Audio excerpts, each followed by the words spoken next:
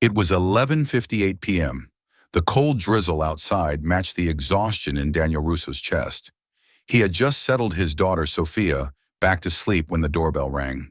He cracked the door and froze. Before him was Elena Moretti, the ruthless billionaire CEO who had worked him beyond collapse for weeks. She had no bodyguards, wore only a thin blazer, and her eyes were red-rimmed. Elena spoke in a whisper, choked with despair. "I know it's late, but I didn't know where else to go." In that single fractured moment, everything Daniel had endured over the last month began to be rewritten. Daniel Russo, at 38, was defined by two things: his quiet resilience and his daughter, Sofia. He was a contract IT engineer, a reliable digital workhorse, but a single father since his wife passed from a sudden stroke 5 years prior. His world revolved around Sofia, a child of unusual gentleness and wisdom, prematurely tempered by loss. She was his sunrise, his only reason to push through the relentless demands of his life. His current short-term contract was with Moretti Global, a titan in technological investment, led by its famously formidable CEO, Elena Moretti. Elena had carved her empire out of pure, unadulterated willpower. She was known across Europe's financial centers as the Ice Queen of Milan. Demanding, hyper-focused, and utterly devoid of professional compromise. Empathy was not listed in her corporate handbook. From Daniel's very first week, the grueling schedule began. He was immediately assigned a workload designed for a team of 3. Emails landed in his inbox at 2 a.m. and 3 a.m., marked urgent, action required. Weekend emergencies were common, always delivered via a sharp one-line text demanding an immediate conference call. Daniel never refused. He couldn't. He was a contractor, easily replaced, and he needed the financial stability for Sofia's future, specifically the tuition for a specialized school that offered her the resources she needed. The exhaustion was a cold, constant companion. It was beginning to show, not just in the dark circles under his eyes, but in the subtle shift of his presence.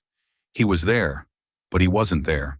Sofia, acutely sensitive, began to notice. One evening, as Daniel was trying to review a system architecture diagram while spoon-feeding her dinner, she looked up at him, her brow furrowed with concern. "Why are you always tired, Daddy? Are you sick?" Daniel managed a strained smile, a practiced piece of emotional camouflage. "Daddy's just building our future, sweetheart. Lots of bricks need laying." Elena was aware of Daniel's domestic situation. The HR file clearly listed his marital status and dependent. Yet she continued to press the pace without hesitation. To her, personal circumstances were simply data points, irrelevant against the objective metrics of success.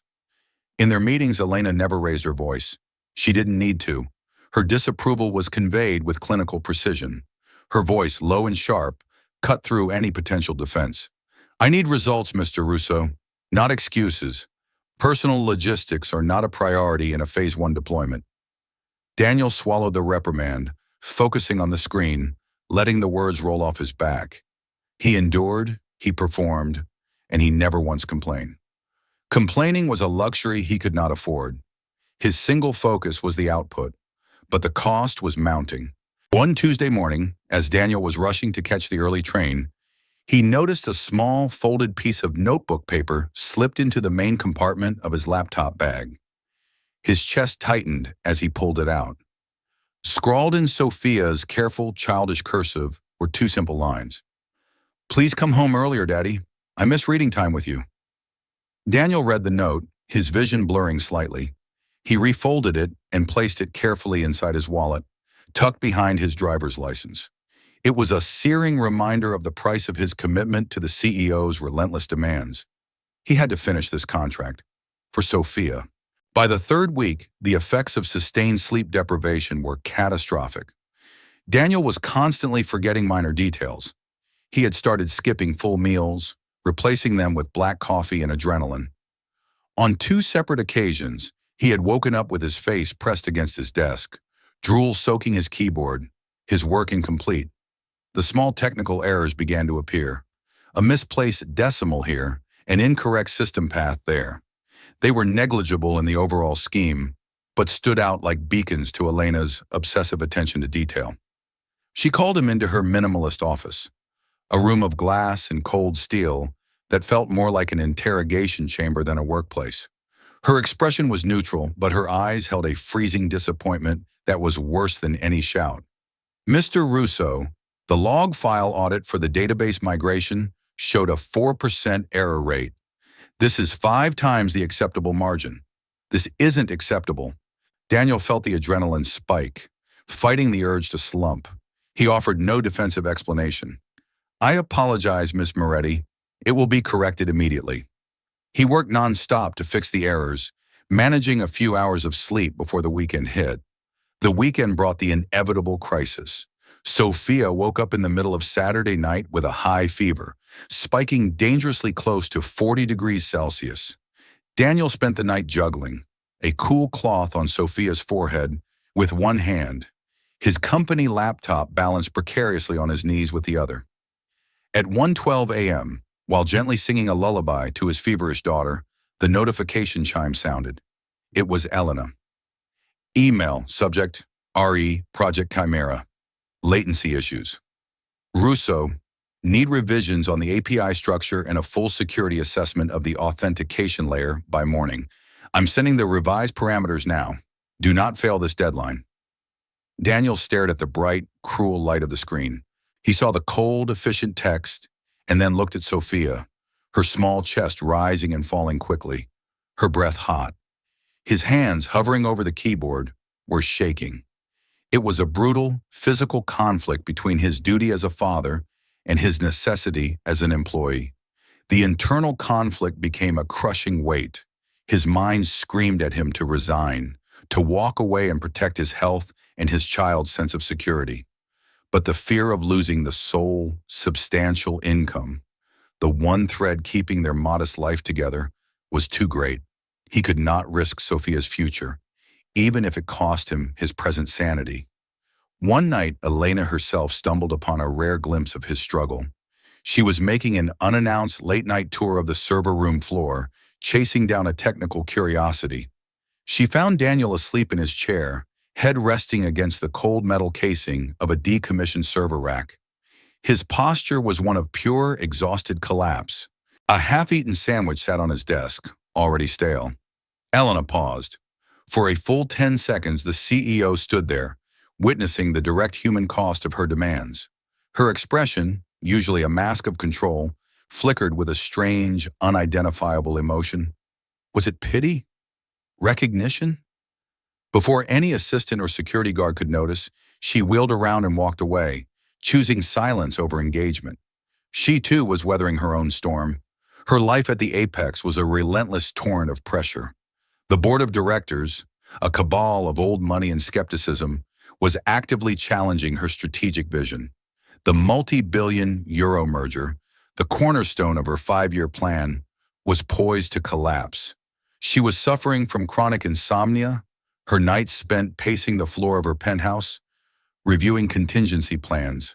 She was fiercely successful, but profoundly alone. In a brief, short-lived moment of weakness, Elena had her laptop open during a frantic early morning work session. A video chat notification popped up on Daniel's profile before he could mute it. The audio was faint, but Elena caught Sofia's tiny, sweet voice cutting through the clinical silence of the office. I miss you, Papa. Is the work almost done? Elena, who hadn't been hugged since she was a teenager, felt an actual physical twinge in her chest, a sensation she immediately repressed. She forcefully slammed the screen shut. Focus. Results. Weakness is fatal. She continued to press the deadline, now with a layer of defensive ruthlessness to mask that momentary, unwelcome softening. The symbolic moment arrived subtly, revealing Daniel's innate kindness even in his deepest exhaustion. During a grueling, 9-hour, unscheduled strategy session, Daniel noticed Elena hadn't eaten. She was running purely on willpower. During a quick break, Daniel quietly returned with his own cold, packed lunch. A humble, slightly squashed panino. He placed it next to her water glass. Ms. Moretti, he said softly, you haven't eaten since this morning. You need the fuel.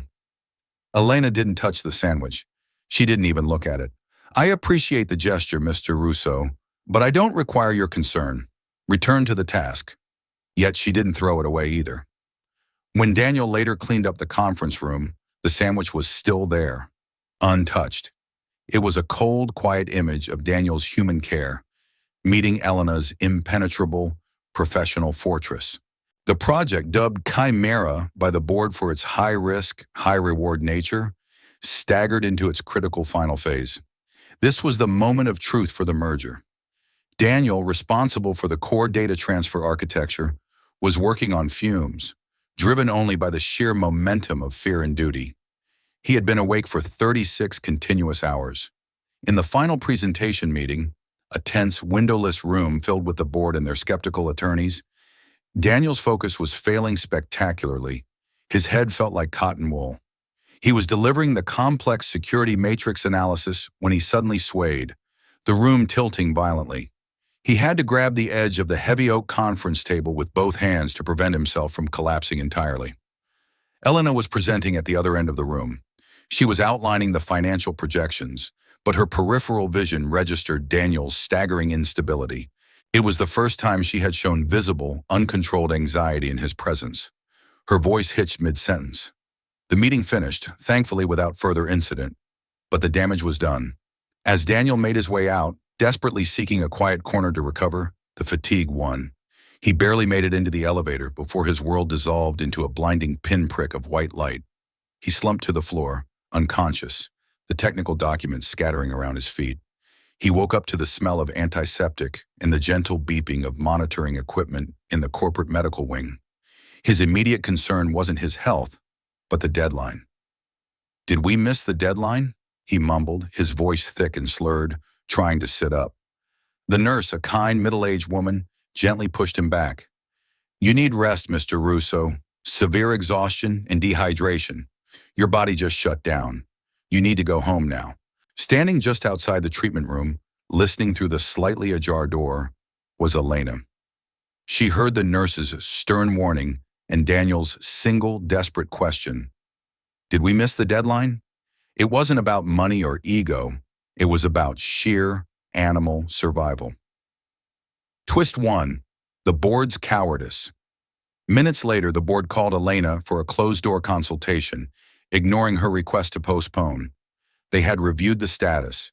The database transfer was 98% complete, but the critical 2% was stalling due to a legal bottleneck caused by the opposing counsel.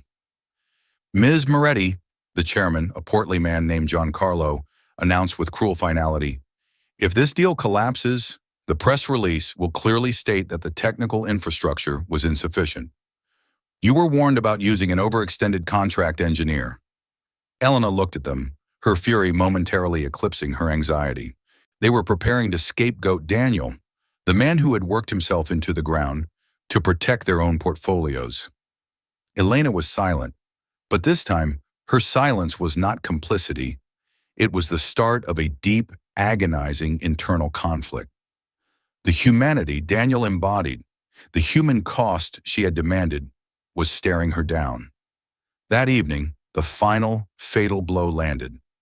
Elena received confirmation. The European partner had withdrawn, citing unstable internal logistics. The Chimera merger was dead. Immediately, a terse memo arrived from Giancarlo. "Resign or be removed in the morning." In her opulent, sterile penthouse overlooking the glittering city, Elena was utterly alone.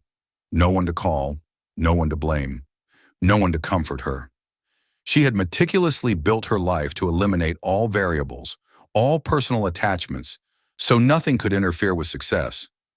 Now, in the face of absolute failure, she had no buffer, no support system.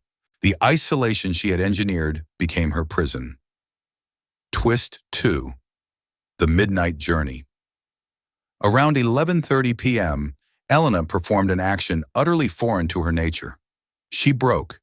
She grabbed a thin, unlined cashmere coat, the first garment she saw, and walked out of her penthouse. She left her phone, her keys, and her corporate ID on the dining table. She took a cab to the forgotten district where Daniel lived. It was a journey with no plan, no logical outcome, and no security detail. Pure, unadulterated instinct. The cab dropped her off near the curb. The cold, wet air of the outer suburbs was a shocking contrast to the climate-controlled air of her skyscraper. She walked up to the aging front door of Daniel's apartment, her hands trembling so violently she could barely lift one to knock.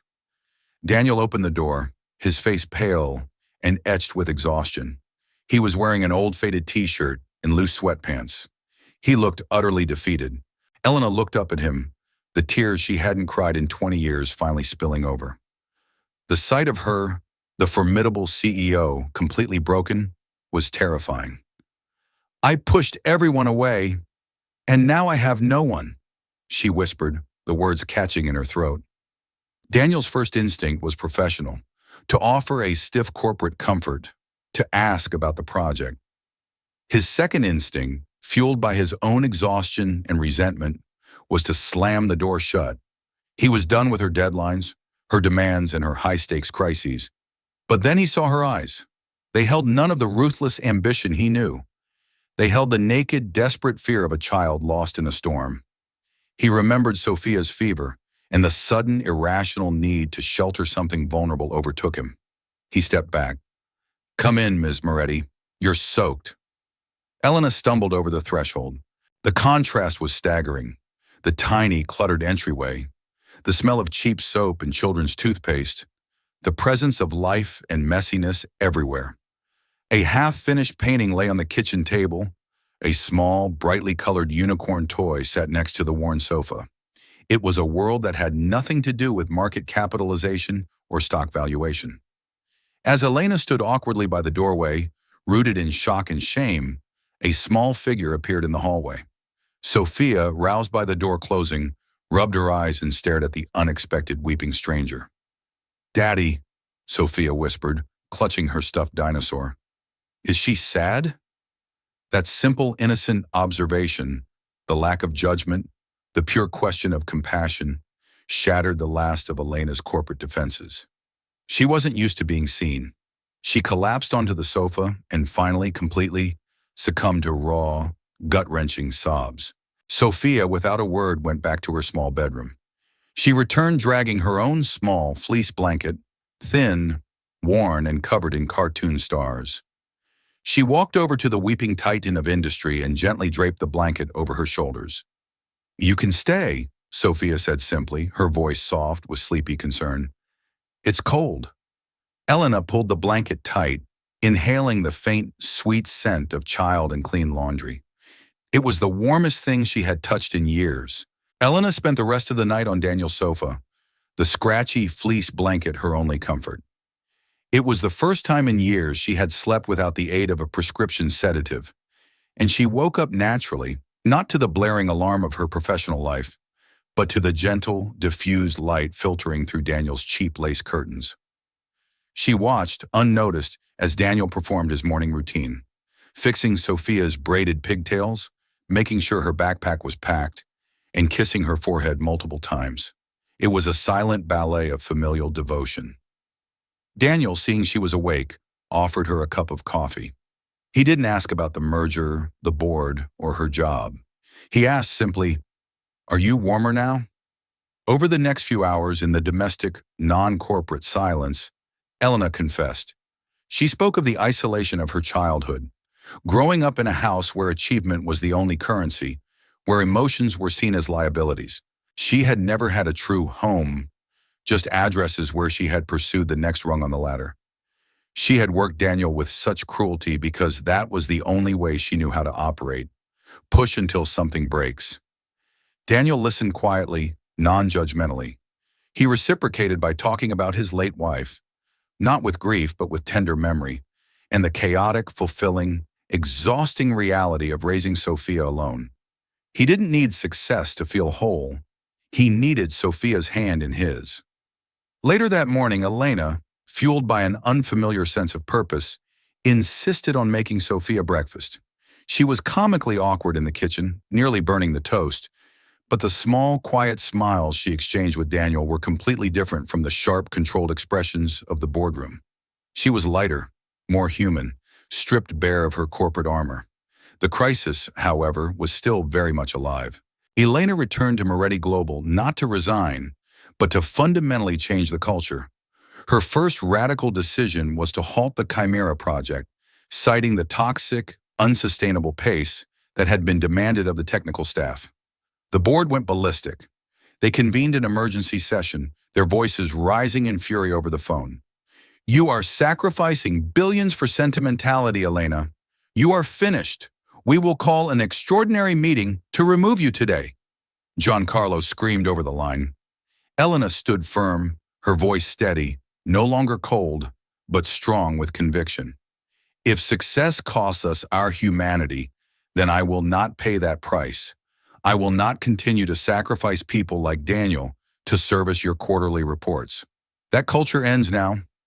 She offered a solution, a pivot to a more sustainable, ethically sourced technical structure. But she needed Daniel's genius to implement it. Daniel, now fully recovered, stood by her, not as a subordinate under duress, but as a professional partner. He provided the technical solutions she needed, this time working with a flexible schedule, motivated not by fear, but by a genuine, shared purpose. It was a partnership of equals, founded on mutual respect. The ultimate symbol of her shifting values came late that week. Sofia had a small, non-essential performance in her school play. Elena, who hadn't attended a personal event for anyone in her life, cleared her entire corporate schedule. She sat in the back row of the auditorium, wearing simple clothes, watching Sofia stumble adorably through her lines as a fuzzy yellow star. When Sofia looked up and saw Daniel smiling next to a beautiful woman with surprisingly kind eyes, the little girl's face lit up. In that cramped, overheated room, watching a child she barely knew perform a trivial act, Elena realized she was finally seeing the value in life, not just the valuation. The merger, salvaged and redirected under Elena's new sustainable plan, was eventually accepted by the cautious partner. The board, faced with a sudden success that defied their cynical predictions, was forced to back down. Elena secured her position, not through ruthlessness, but through integrity. Her transformation was solidified by her next move. Elena publicly apologized to her entire technical team, citing her own failures in promoting a toxic work environment and recognizing the burnout she had willfully caused. It was an unprecedented act for the Ice Queen. Her most crucial apology, however, was private. Elena went to Daniel's apartment again, this time in the early evening, carrying a freshly baked cake Sofia had requested.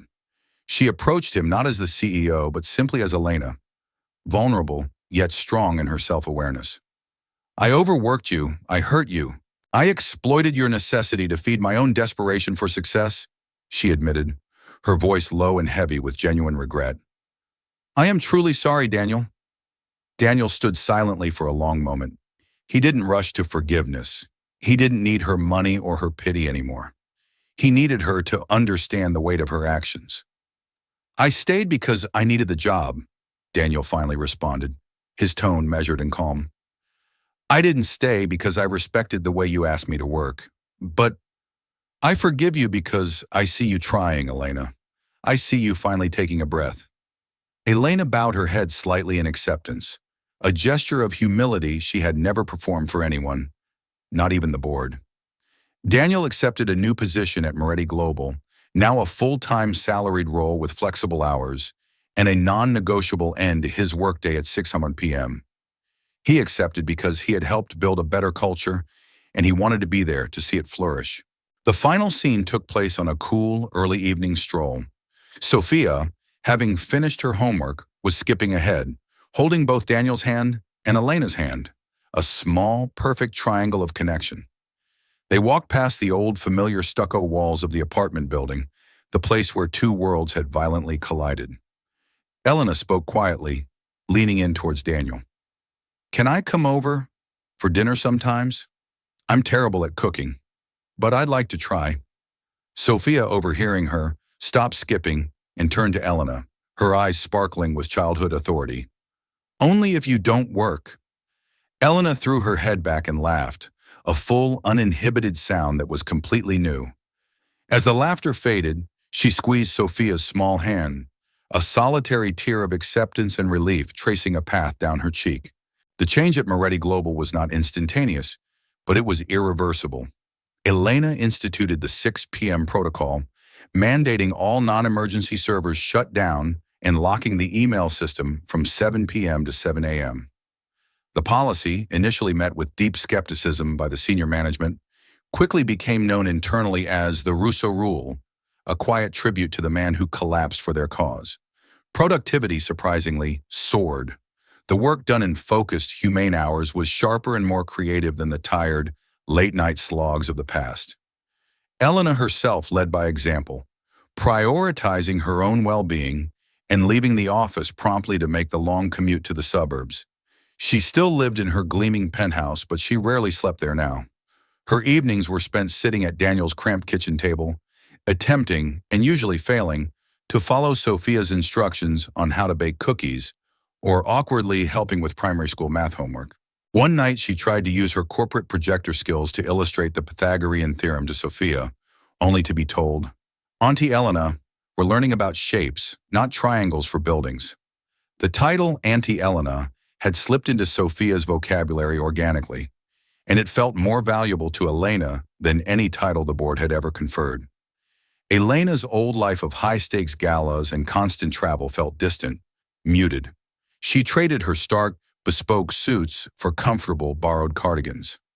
She learned the rhythms of a simple life, the urgency of getting clothes into the washing machine before the cycle ended, the comfort of movie night on a worn sofa, and the necessity of reading the same bedtime story, word for word, every single night.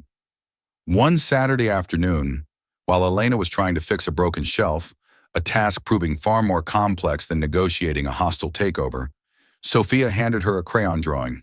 It was crude, colorful, and utterly sincere. The picture showed three stick figures under a brightly colored sun: Daniel, Sofia, and Elena.